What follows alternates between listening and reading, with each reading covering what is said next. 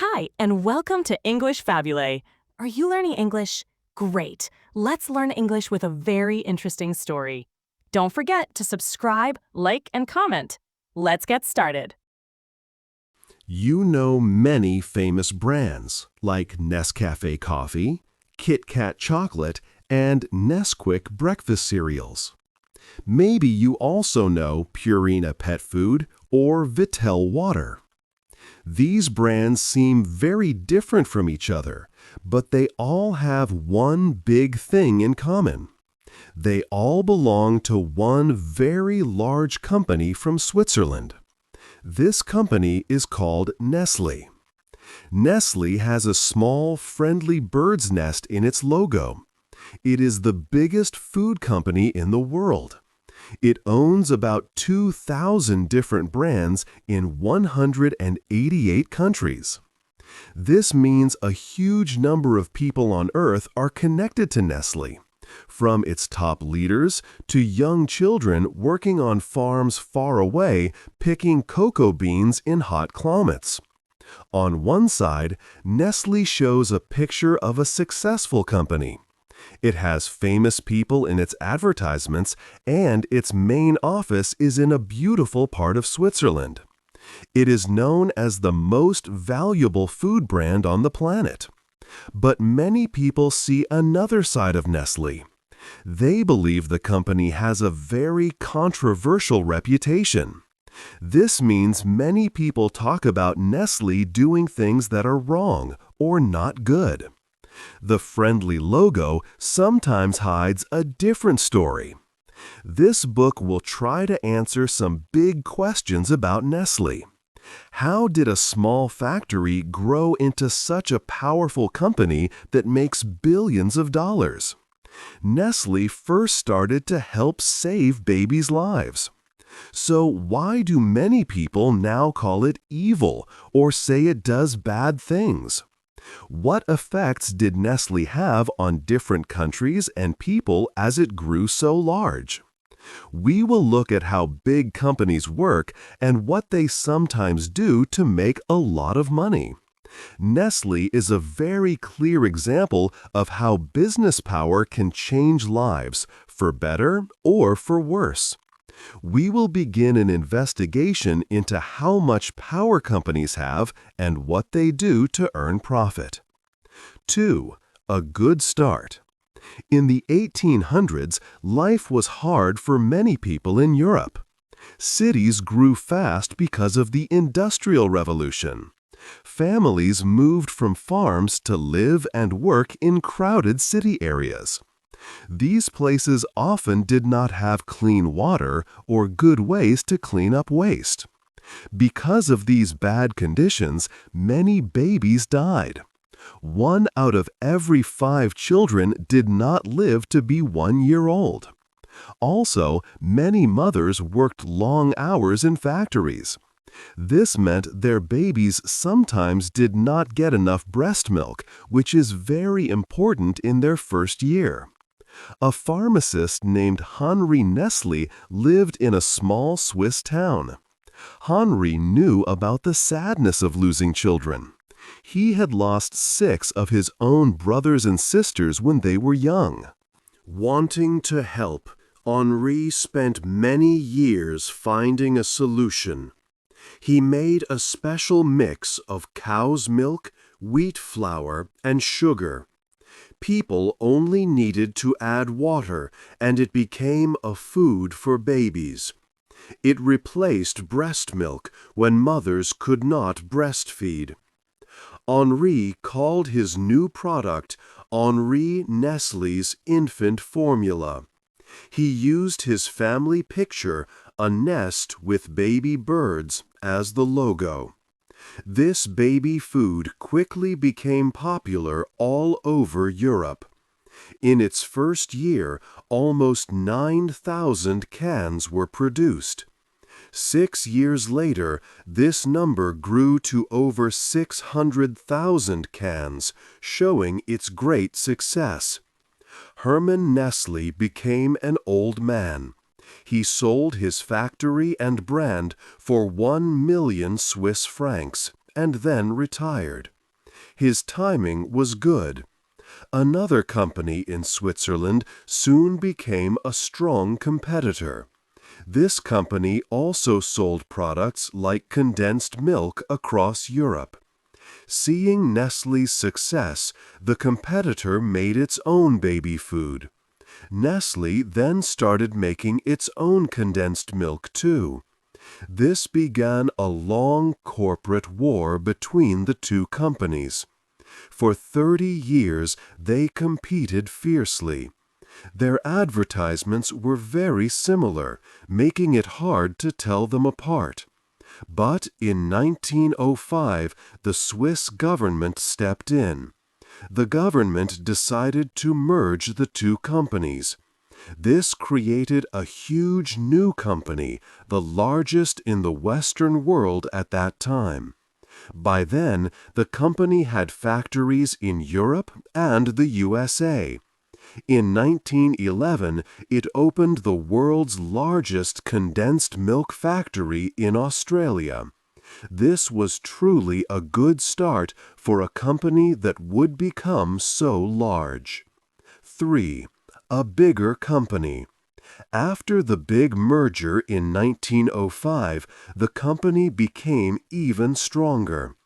When the First World War began 3 years later, Nestle quickly saw a chance to make its business even larger.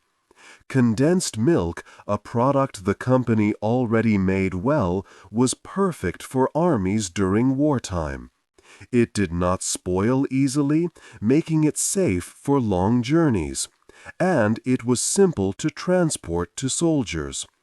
Also, it had many calories, which was important for soldiers needing energy. Countries like Great Britain even asked their citizens to send cans of Nestle condensed milk to soldiers at the front lines. This huge demand for condensed milk was a great benefit for Nestle. By the time the First War ended, the company had more than doubled its production capacity. In 1918, Nestle owned 40 factories across different countries, showing its growth as a truly global leader in food production. With this new global presence, Nestle understood it needed to offer more than just condensed milk. Expanding its product range was important to keep its strong position in the market. The company looked for other businesses to acquire. It happened that in the same Swiss town where Henri Nestle first started his work, a local sweets maker had invented something special. He had added powdered milk to chocolate, creating milk chocolate, a sweet treat that would soon be loved by children and adults everywhere. By 1929, this small local business, known as Peter and Kohler, had become Switzerland's largest chocolate manufacturer.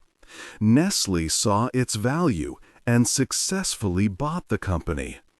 The Swiss government approved this deal, recognizing that it would help Nestle grow even more powerful, not just in Switzerland, but on the world stage. This acquisition added famous chocolate products to Nestle's growing list. A few years later, Nestle created another highly popular product. The government of Brazil asked the company for help with a big problem. Brazil, a major coffee producer, had harvested too many coffee beans. These beans were spoiling because the country could not sell them all in time. Brazil needed a way to process the coffee to keep its good taste and smell for a longer time. Nestle scientists worked on this challenge for 7 years, trying many different chemical methods. In the end, Nestle found the solution. The company invented instant coffee, a product known today by its famous name, Nescafé. This innovation helped solve Brazil's problem and gave Nestle another important product for its growing business. 4. War and new times. During the Second World War, Nestle continued to expand its business. The company supplied a wide range of products to armies. These essential items included condensed milk, chocolate, and its newly invented instant coffee, Nescafé. Posters from that era often featured soldiers enjoying a Nestle chocolate bar, which was seen as perfect, full of calories, food for battle. These advertisements proudly called Nestle the greatest producer of chocolate. Importantly, Nestle made sure to sell its goods to all sides fighting in the war. This included the Allies, like Britain and the United States, and also Nazi Germany. The company could do this because it was based in Switzerland, a country that remained neutral and did not take sides in the conflict. For Nestle, it was simply about doing business.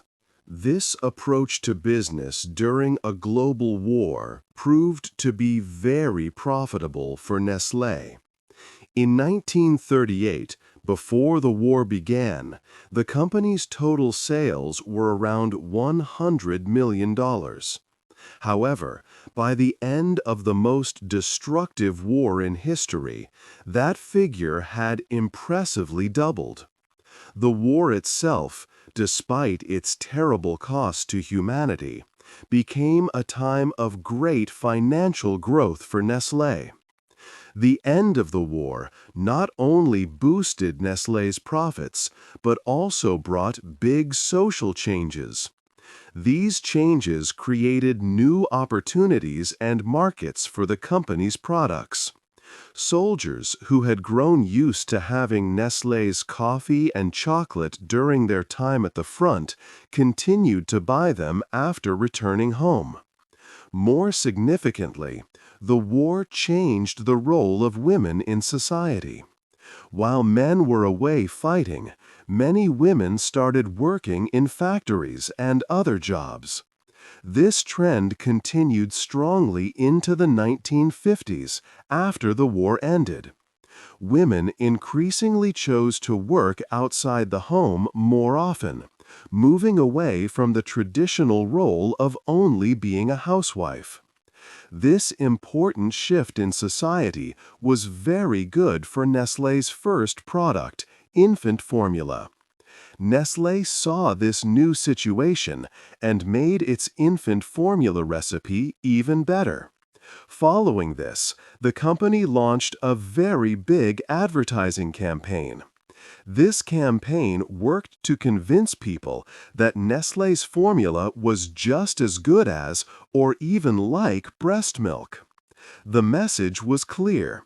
If women wanted to work and had less time for traditional childcare, they could simply buy ready-made formula. This product would make life much easier for busy mothers. Thanks to this widespread advertising, studies clearly showed that the number of babies fed with formula in Europe and the USA grew significantly each year after the war. This created a large and growing market for Nestlé's convenient products in these developed regions. 5. Milk for babies. After the war, Nestlé saw its infant formula selling well in Europe and the USA. The company looked for new places to sell its product, turning to poor countries in Africa, Latin America, and Asia. These places had many births, and mothers usually breastfed their babies. Many people in these areas had little school education, which made them easy to influence with advertising. Nestlé started strong marketing campaigns. They told people that breastfeeding was old-fashioned and only for poor families. They said modern women in rich countries used formula. For example, A radio ad in Congo in the 1950s scared women, making them buy the formula quickly. This made sales in Congo go up by 85%. Nestle also helped local hospitals. They gave equipment to maternity wards. In return, hospital staff would tell new mothers to use Nestle's formula. They even gave out free samples. Nestle also hired people dressed as nurses. These promoters visited new mothers at home. They gave out free formula samples. This made mothers start using the product, creating a need for it. But there were big problems. First, in these poor countries, infant formula was very expensive. It could cost half of a family's money. So, families used less formula and mixed it with too much water. Second, many poor areas, especially in Africa, did not have clean drinking water. Often, the formula was made in dirty conditions. Because of this, babies received a weak and unsafe mix instead of proper food. This led to many children getting sick and dying. In 1974, a British charity published a report about Nestle. It showed how Nestle pushed its formula instead of breastfeeding. It talked about the nurses and the free samples. Later, in 2018, scientists from Cambridge said that Nestle's actions might have caused about 11 million child deaths over 55 years. Journalists shared this shocking news. People in rich countries started to stop buying Nestle products. This was called a boycott. In 1981, many countries came together at the World Health Assembly. They made a special rule. It said companies could not give out formula samples or say that formula was better than breast milk. Nestle said it would follow this rule. But less than 4 years later, the company was caught giving out samples in Asian countries again. The boycott started again. Today, Nestle and other companies still find ways to advertise their baby milk products. 6. Chocolate and children. Chocolate is a popular food found in many Nestle products like Kit Kat. But how does chocolate get to us? It starts with cocoa beans. These beans grow best in tropical places, especially in countries like Côte d'Ivoire and Ghana in Africa. Côte d'Ivoire alone makes almost half of the world's cocoa beans. Growing and collecting cocoa beans is very hard work. The beans grow in pods on trees. Workers must cut the pods open by hand with a sharp tool called a machete. In these poor countries, many people have very little money. Because of this poverty, not only adults but also children work on the cocoa farms. This problem of child labor has been known for a long time.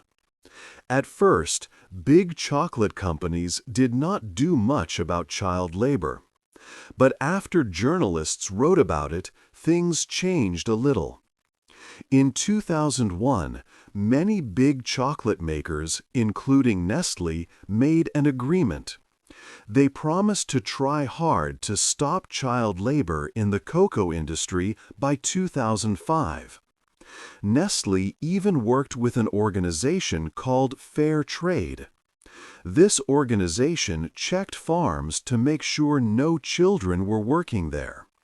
Nestle even sold some Kit Kat bars with a special Fair product label. However, in 2020, Nestle stopped working with Fair Trade. The company said it wanted to expand its certification to more products. But the new supplier for cocoa beans was much cheaper. Fair Trade charged $240 for 1 ton of cocoa beans, but the new supplier charged only $180. Many people believe Nestle chose a cheaper supplier, which might mean less focus on stopping child labor. It is hard to know for sure, because parents often say their children are just helping on the farm.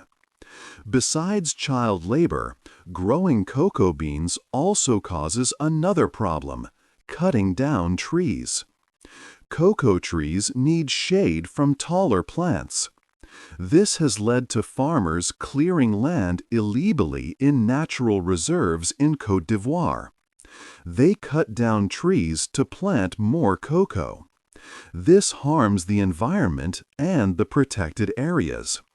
So, the chocolate we eat has a hidden cost, affecting both children and nature. 7. Water for sale. Nestle's role in the bottled water business has caused much debate. In 2005, Peter Brabeck, who was Nestle's CEO at that time, made a strong statement. He said that water is a food product like any other and should have a price. He also believed it was a mistake to say that everyone has a basic right to water. Later, he tried to explain his words, but his original message made many people upset. Nestle is one of the biggest companies that sells bottled water. For them, talks about water access are directly linked to their business and profits. Nestle decided to open its first water factories in Pakistan. This country was chosen for important reasons. Pakistan has many people and cheap workers. Also, many people in Pakistan had problems getting clean drinking water. This meant there was a very high need for water, more than there was supply. This looked like a perfect market for Nestle. They used a plan similar to how they sold infant formula. Nestle taught people about the dangers of dirty water. After these lessons, they would then sell their own bottled water, called Nestle Pure Life. This strategy worked very well. In just 6 months, Nestle took control of half of the bottled water market in Pakistan. Things changed more after the attacks on 9/11. The United States started a war in Afghanistan, which is close to Pakistan. To give water to the American Army, Nestle opened another factory nearby. When Nestle started taking water from the ground much faster for these new sales, others became worried. UNESCO, a global organization, warned that Pakistan's groundwater was becoming empty. The local people also faced problems. The price of bottled water became very high.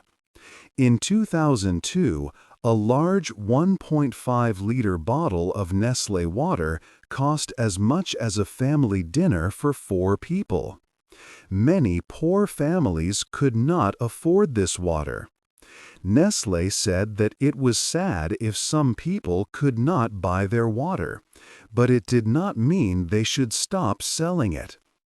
Today, Nestle still sells bottled water in Pakistan. Their contracts to take water from the ground are for many years. This shows how big companies make decisions about natural resources like water. 8. A good or bad company. We have looked at many stories about Nestle. We saw how they sold infant formula in poor countries. This led to many children getting sick. We also learned about child labor on cocoa farms, where children work to make chocolate. Then there was the issue of selling water in places like Pakistan, where water is already scarce. Some people even say access to water is not a human right, but a product to be sold.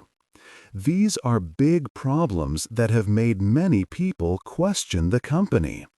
So, after all these stories, we come to a final question. Is Nestle a bad company? Or is it just a normal business that tries to make money? Some say Nestle is evil. Others might say it is just doing what any big company does. Companies want to grow and make profit. This is their main goal. However, the world is not always black and white. Nestle has also made some changes because people asked for them. Public pressure has helped. For example, the company now talks about how good breastfeeding is, not just infant formula. This is a big change from 50 years ago. Also, Nestle has worked to reduce child labor on cocoa farms. In the last 12 years, about 300,000 fewer children are working on these farms because of these efforts. Nestle is also helping to restore national parks in places like Côte d'Ivoire. They buy milk from local farmers, which helps those communities. Nestle has also created many jobs for people around the world. It has invented many products that make our lives easier, like instant coffee and many different foods. These things show that a company can also do good. The conclusion is that businesses often change when society asks them to. When people speak up, companies listen. Nestle's story shows this clearly. The company has a long history and it has made mistakes. But it has also started to do better in some areas. It depends on what society demands. What do you think? Does a company's past mistakes mean it cannot change for the better in the future? Hey there! Just a second before you go. If you learned something new today, please give this video a like, write your thoughts in the comments, and subscribe to the channel. It only takes a second, and it really, really helps to create even better English videos for you. Your support means the world. Thank you.